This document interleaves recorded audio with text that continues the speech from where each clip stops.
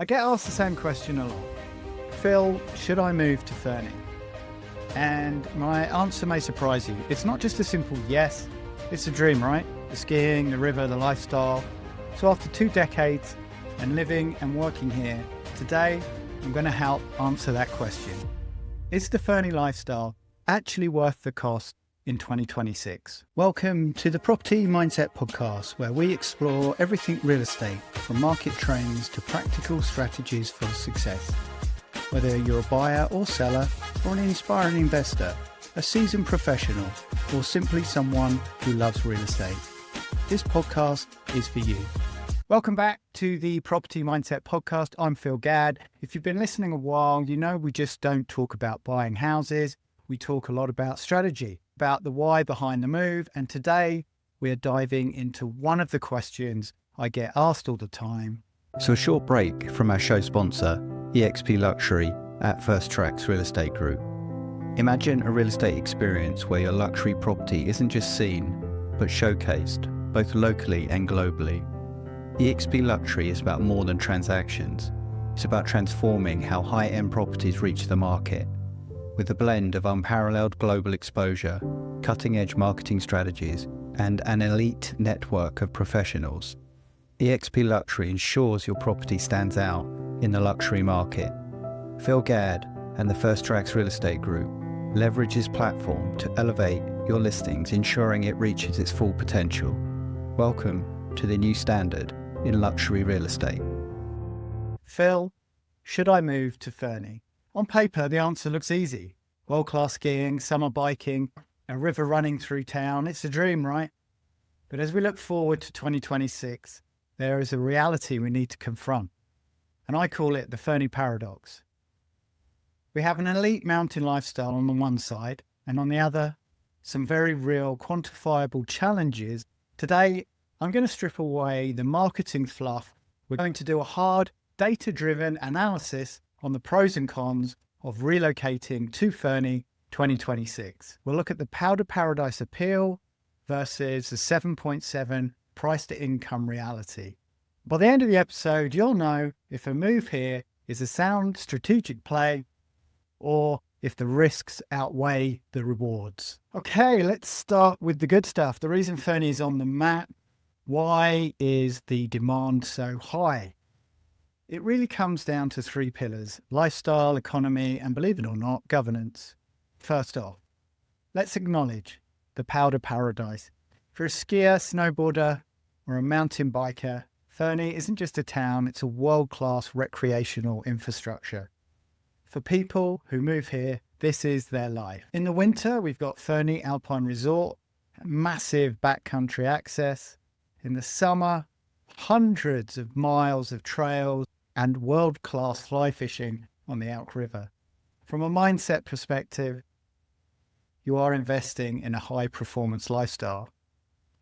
Now here is where Fernie surprises people. Unlike a lot of pure tourist towns that crash when the visitors leave, Fernie has a dual-pillar economy. We have the resource sector, Elk Valley Resources, providing a massive base of stable, high-paid jobs. Then you layer in the tourism sector. The data backs this up. The average household income here in Fernie is $121,500. That is significantly higher than many comparable ski town communities. That high income isn't just a statistic, it's pretty much a prerequisite. It's what creates the buffer you need to survive here. We're also seeing a huge influx of remote workers, people bringing big city salaries into this mountain town. That's creating a very robust economic floor. Proactive governance. Finally looking at 2026, the city is actually making moves. We have a new fire hall incoming, and that's a safety upgrade, but it's also an insurance play for homeowners here in Fernie. And the official community plan, the OCP, update is finalising. This is a city 20-year roadmap to fix housing scarcity, amongst other things. And I want to be specific here because this touches on something I was discussing with a client recently. We're seeing affordable rental projects, 40, 50 unit buildings, and they're coming out of the ground. This isn't just talk anymore. And when these hit the market in the next 2 to 3 years, in my opinion, it's going to stabilize rents and potentially even soften that entry-level sales market under $1 million. It tells me the city is finally playing the long game instead of just reacting to some of the crises of the day, and that reduces the long-term risks as a homeowner. Okay, so that's the dream. Now, let's look at the balance sheet. Because if you move here without understanding the liabilities, you're going to get blindsided. The single greatest barrier to entry in Fernie is housing. As of October 2025, the median list price for a single-family home is sitting around $952,050. Yes, you heard me right. That's over $900,000. That is a pretty scary metric. The price-to-income ratio is now 7.7. For context, anything above 4 is considered severely unaffordable. We're nearly double that. I see this on the ground every day. Inventory is tight and competition is fierce. If you're coming here thinking you'll find a deal, you may need to adjust your mindset. The forecast for 2026 is continued strong seller's market. And if you plan to rent while you look, some 2-bedroom units are commanding over $2,000 a month plus utilities, and the vacancy is near zero. And there was also reports a few years back documented by CBC, especially for seasonal workers, that some of them were sleeping in their cars because there's simply not enough roofs available. That is a structural failure we cannot ignore. Then there's healthcare infrastructure. The Oak Valley Hospital is incredible for what it does, but it is a level 1 community hospital with only 20 beds. In 23-24, that ran at 80% occupancy. That means there is a very little buffer. If you have complex medical needs, you need to be prepared and sometimes travel to Cranbrook, Kelowna, Kamloops, or even Calgary in emergency. That is a logistical cost you have to factor in to your lifestyle. Then there's also the local versus the outsider tension. Not huge, but there is a social dynamic here. Fernie has a split identity. It's a historic coal mining town and a luxury resort. There is friction. There's a perception that high-income newcomers are driving up costs and pushing out the local workforce. If you move here, you have to navigate that with emotional intelligence. You can't just buy a house. You have to be a part of the community. So there you have it, the Fernie Paradox.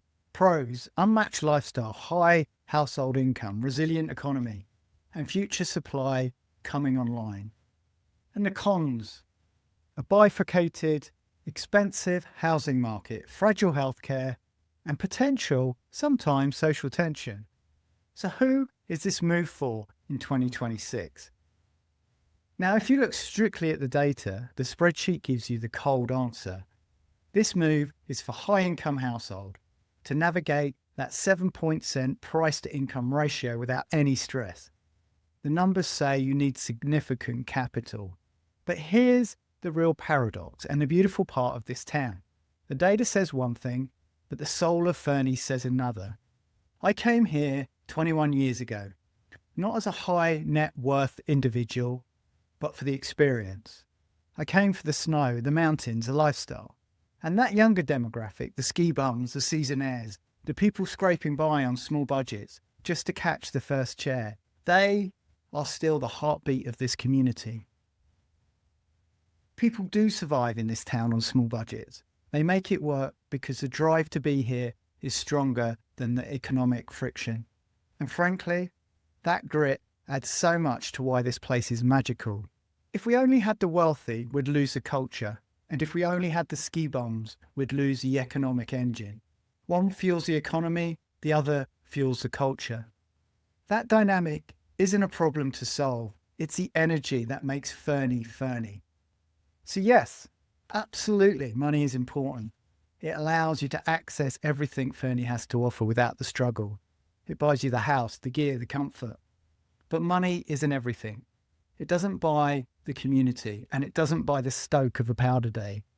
That is pure happiness, which, my friend, you cannot buy. And that is what everyone, rich or poor, here in Fernie is chasing. So key takeaways. Financial reality check. If you want comfort and stability immediately, bring a financial buffer. The cost of entry is real. Timing your buy. Here is a pro tip, straight from the trenches. Everyone tries to buy in the spring, April, May, June. That's when realtors do 65% of their business. If you want a deal, at least a calm negotiation, like my client recently at Creek Place, look in the off-season. You might find less inventory, but you'll see less competition. Understand that Fernie thrives on a mix of people. Whether you're buying a $2 million slopeside home or renting a room to work the lift, you are part of the same fabric. Respect that and you'll thrive here. Ultimately, moving to Fernie in 2026 is a trade-off. You are trading liquidity and convenience for one of the most spectacular lifestyles in Canada. If you have the resources, it is an incredible place to build a life. If you don't have the resources yet, but you have the will, people still find a way. And that is the magic of this town. The property mindset isn't just about the balance sheet. It's about the life you want to lead. Whether you're looking for that luxury market property or finding a way to get your foot in a door on a budget, please reach out. We can look at wherever you fit into the Fernie Paradox. Thanks for listening. Make sure you subscribe so you don't miss another episode. Until next time, stay focused, stay informed, and keep building that property mindset.